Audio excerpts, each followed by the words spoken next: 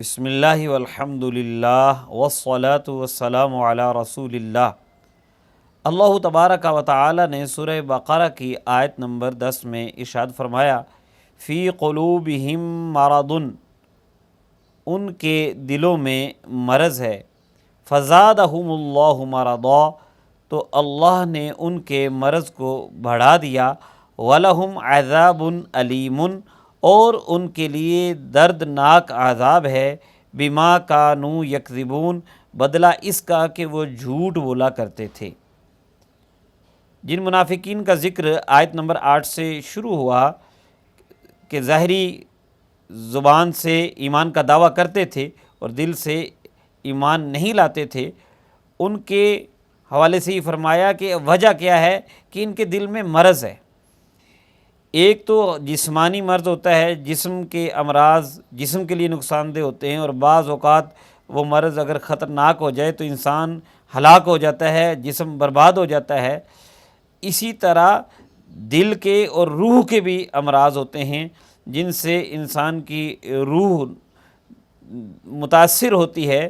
اگر تو وہ بغض، حسد، کینہ جیسے گناہ ہیں تو اس سے روح جو ہے وہ بیمار ہوگی، کمزور ہوگی، لیکن اگر وہ نفاق، کفر کی حد تک چلا گیا ہے اور وہ ایسا مرض ہے جو کہ اللہ اور اس کے رسول صلی اللہ تعالی علیہ وسلم کی انکار کی طرف لے گیا ہے، تو اب یہ تو روح کو تباہ و برباد کر دے گا۔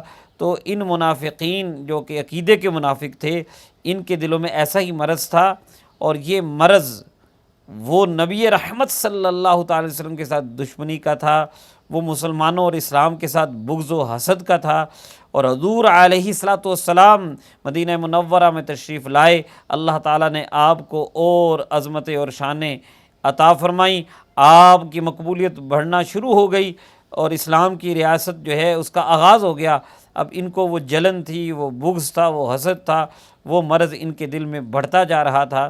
اور جیسے جیسے پھر اللہ تعالیٰ کی طرف سے احکام نازل ہوتے تھے، ان کے لیے وہ مرض اور بڑھتا تھا۔ کیونکہ یہ تو ایمان لائے تھے ظاہری فوائد کے لیے، اور جو ظاہری فوائد کے لیے ایمان لائے تھے پہلے تو ان کے لیے تو کلمہ ہی پڑھنا بڑا مشکل تھا، اب اوپر سے ان کے لیے احکام آتے کہ نماز بھی پڑھو، پھر روزہ بھی رکھو، زکوٰۃ بھی دو۔ تو جیسے جیسے احکام آتے جاتے تھے ان کے لیے مشکلات بڑھ رہی تھیں، ان کی جان پر بن رہی تھی کہ اب ہم کیسے عمل کریں۔ تو اس طرح بھی ان کا مرض بڑھ گیا، اور اسی طرح نبی رحمت صلی اللہ تعالی علیہ وسلم اور اسلام کی روز بروز مقبولیت کی وجہ سے بھی، حسد کی وجہ سے ان کا جو ہے وہ مرض بڑھتا جا رہا تھا۔ اور جیسے جیسے اسلام کے احکام نازل ہوتے تھے، اللہ تعالیٰ کا کلام نازل ہوتا تھا اور اسلام کی ترقی ہوتی تھی، ان کے دل کی وہ بیماری بڑھتی جاتی تھی۔ تو اللہ تبارک و تعالیٰ نے اس لیے فرمایا کہ ان کا مرض بڑھ گیا، تو کوشش یہ کرنی چاہیے کہ اپنے دل کو تمام برائیوں سے، اخلاقی برائیاں جو ہیں بغض، حسد، کینہ، اس سے بھی پاک رکھیں، اور نفاق اور کفر اس سے تو دور ہی رہنا چاہیے، کیونکہ یہ دنیا و آخرت برباد کر دیتا ہے۔ اور آخر میں یہی فرمایا کہ ان لوگوں کے لیے انجام کار کیا ہوگا؟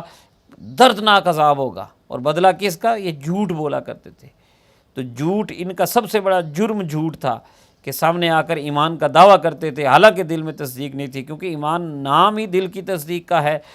تو جھوٹ بہت بڑی برائی ہے۔ ان منافقوں کے انجام سے عبرت حاصل کر کے ہمیں بھی جھوٹ سے بچنا چاہیے، اور جھوٹ کے بارے میں یاد رکھیں، نبی رحمت صلی اللہ تعالی علیہ وسلم نے اس کی بڑی سخت مذمت فرمائی، اسے کبیرہ گناہوں میں ارشاد فرمایا۔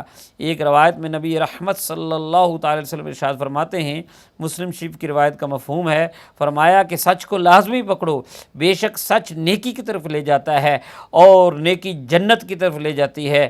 اور آدمی مسلسل سچ بولتا رہتا ہے اور سچ کے بارے میں کوشش کرتا رہتا ہے، یہاں تک کہ اللہ کے نزدیک اسے صدیق لکھ دیا جاتا ہے، یعنی بہت زیادہ سچ بولنے والا۔ اور فرمایا کہ جھوٹ سے بچو، بے شک جھوٹ وہ گناہ کی طرف لے جاتا ہے، اور گناہ جہنم کی طرف لے جاتا ہے۔ اور آدمی مسلسل جھوٹ بولتا رہتا ہے، جھوٹ میں کوشش کرتا رہتا ہے، یہاں تک کہ اللہ کے نزدیک اسے کذاب، یعنی بہت بڑا جھوٹا لکھ دیا جاتا ہے۔ آخر میں یہ بات ہمیں اپنی سوچنی چاہیے، اپنا احتساب کرنا چاہیے کہ کیا ہم اللہ کے نزدیک صدیقوں میں لکھے جا رہے ہیں، یا ہمارا جھوٹ بول بول کے یہ حال ہو گیا ہے کہ ہم اللہ کے نزدیک کذاب لکھے جا رہے ہیں۔ اللہ تبارک و تعالی ہمیں نبی رحمت صلی اللہ تعالی علیہ وسلم کے ارشادات پر عمل کی توفیق نصیب فرمائے۔